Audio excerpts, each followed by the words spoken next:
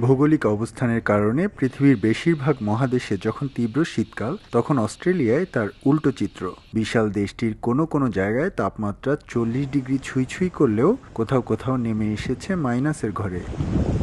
গেল বছর বসন্তের শেষে অস্ট্রেলিয়া জুড়ে বৃষ্টিপাত কমে যাওয়ায় গড় তাপমাত্রা রেকর্ড ছাড়ায়। তবে গ্রীষ্মের শুরুতে নভেম্বর-ডিসেম্বর মাসের গড় তাপমাত্রা অস্বাভাবিকভাবে কমে যেতে দেখা গেছে। এবছরের শুরুতেই দাবানল প্রবণ নিউ সাউথ ওয়েলস, কুইন্সল্যান্ড ও তাসমানিয়ায় রেকর্ড পরিমাণ বৃষ্টিপাত হয়। যদিও ২০২৪ সালের ফেব্রুয়ারিতে মেলবোর্নের অদূরে ব্যাপক দাবানলে হাজার হাজার হেক্টর বনভূমি পুড়ে যায়। সৌভাগ্যক্রমে গেল বছরের শেষে কুইন্সল্যান্ডে কয়েকটি ছোট দাবানলের ঘটনা ঘটলেও প্রতি বছরের মতো এখন পর্যন্ত নিয়ন্ত্রণহীন কোনো দাবানল হানা দেয়নি অস্ট্রেলিয়ায়। গেল বছর অস্ট্রেলিয়ায় প্রায় ৮০ লাখ পর্যটক ভ্রমণে এসেছেন। তবে পর্যটন মৌসুমে প্রতি বছর দেশটির Sydney, Melbourne, Adelaide, Perth, Darwin, তাসমানিয়ার মতো শহরের কাছে দাবানল ঘটলে তার প্রভাবে পর্যটকদের আগমন কমে যায়। এতে পর্যটন শিল্পে ব্যাপক প্রভাব পড়ে, সরকার হারায় রাজস্ব।